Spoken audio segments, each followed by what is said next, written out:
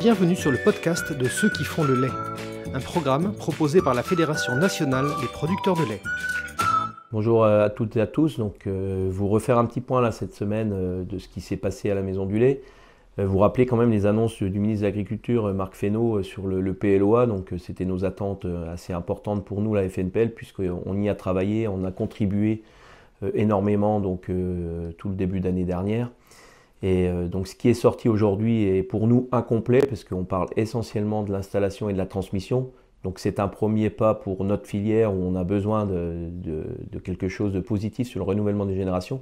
Donc on a senti quand même un ministre qui voulait être acteur sur la partie transmission et surtout sur la volonté que le cédant ait envie de transmettre à un jeune.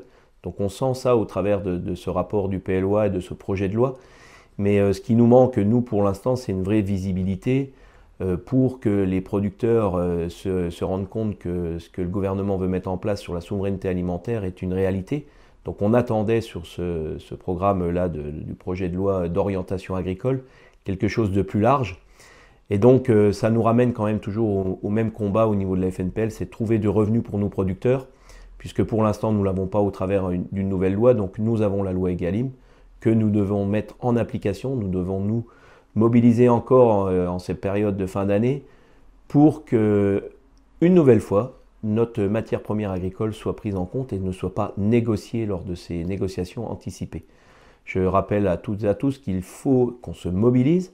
Ce n'est pas forcément la cible de la grande distribution pour l'instant, c'est vraiment nos industriels qui n'ont pas fait d'efforts, on va dire, avec nos organisations de producteurs pour trouver un accord sur la MPA. Donc on ne sait pas trop ce qui se passe dans les box.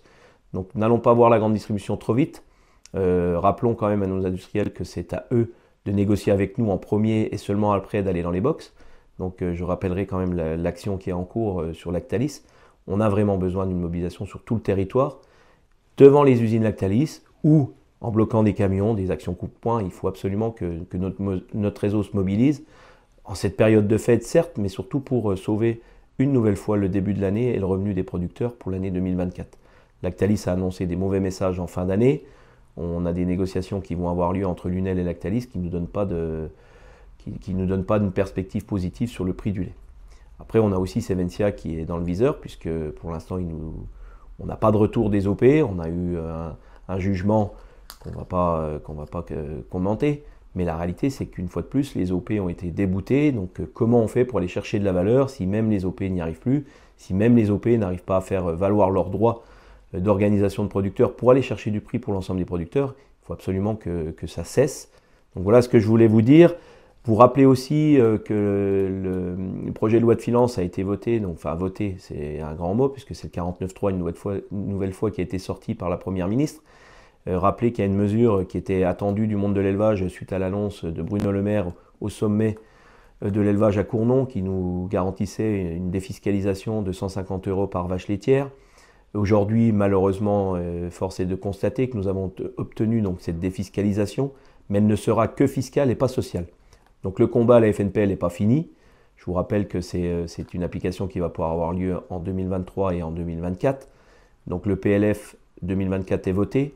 À nous de travailler à la FNPL pour le PLF 2025 et obtenir la mesure sociale. Donc ça veut dire que si on a fait du fiscal maintenant, nous obtiendrons le social l'année prochaine. Je vous garantis que nous mettrons tout en œuvre au niveau de la FNPL, avec l'appui de la FNSEA et de la FNB, pour obtenir ce social, qui est pour nous primordial, parce qu'on le sait très bien qu'augmenter la valeur de nos animaux, ça ne crée pas de trésorerie, mais ça crée du revenu artificiel. Donc il nous faut vraiment le social en face. Je voulais clôturer mes propos là aujourd'hui en vous souhaitant des excellentes fêtes de fin d'année à vous et à vos proches, et surtout vous rappeler que l'année 2024 doit être une excellente année laitière, par un prix du lait une fois de plus qui est rémunérateur, et surtout qui devra être en hausse, parce que nos charges sont toujours à la hausse. Et vous rappelez quand même que pour une fois, Sodial est sorti du bois avant l'heure pour nous annoncer quand même plutôt une bonne année laitière avec une belle perspective. Donc soyons positifs en cette période de fête et bonne année 2024 à tous et à toutes.